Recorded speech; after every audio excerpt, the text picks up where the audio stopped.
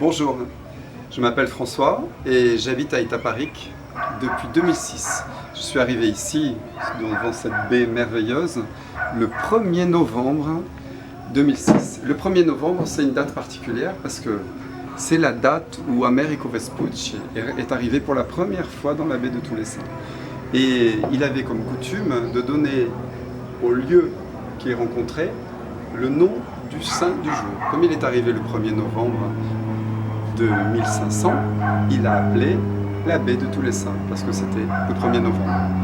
Alors pourquoi j'ai choisi de rester ici? Bon, je voudrais rappeler que j'ai quitté la France en 2004, et mon idée, c'était de faire le tour du monde en bateau.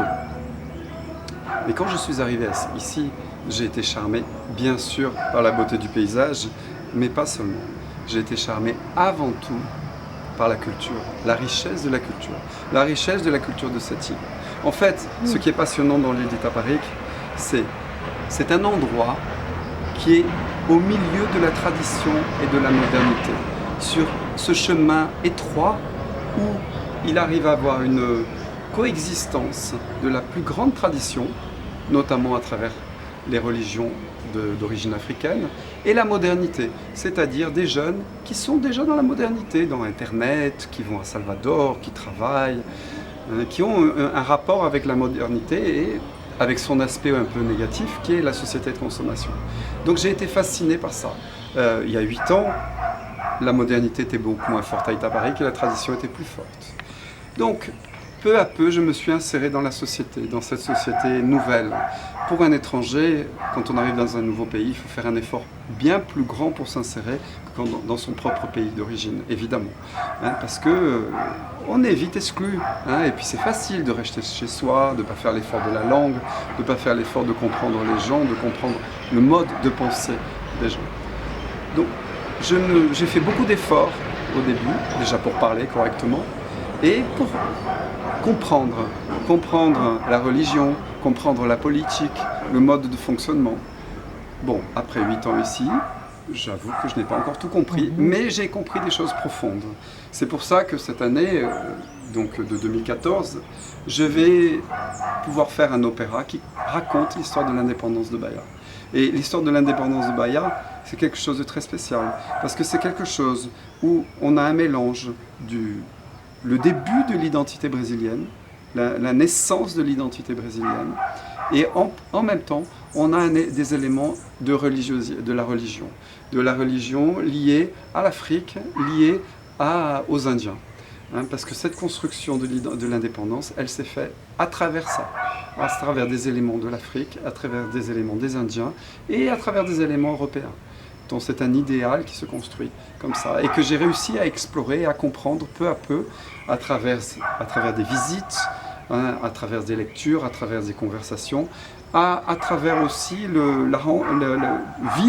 vivre les fêtes qui sont organisées ici à Bahia pour fêter l'indépendance. Et notamment à travers le candomblé.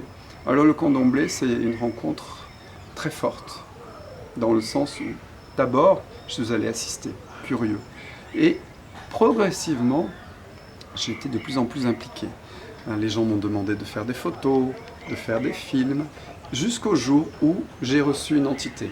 Alors pour un Européen, ça peut sembler un peu étrange, mais en tout cas, j'ai reçu une entité. Et cette entité, elle a grandi en moi, elle a pris place de plus en plus en moi. Et à un moment donné, j'ai senti le besoin de faire une première initiation.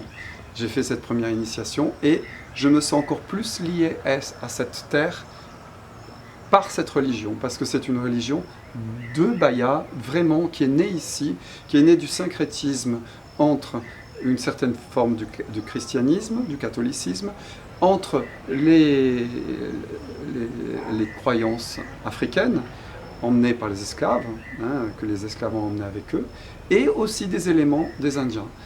Et c'est ce qui me donne la force, aujourd'hui d'ailleurs, d'organiser cet opéra, avec un personnage qui est lié directement au candomblé, c'est le caboclo. Le caboclo Il y a plusieurs formes de cabocles. Il y a le cabocles qui est l'indien, l'expression de la terre, et puis il y a aussi le cabocles qui est le vacher, hein, qui est l'expression plus de la colonisation portugaise. Mais ce sont tous des entités, des êtres qui ont vécu sur cette terre et qui sont là encore présents. C'est un peu une idée de réincarnation vive, hein, à l'intérieur d'éléments, de personnes vivantes. Les entités prennent possession de corps vivants et j'ai cette relation très forte avec ces entités.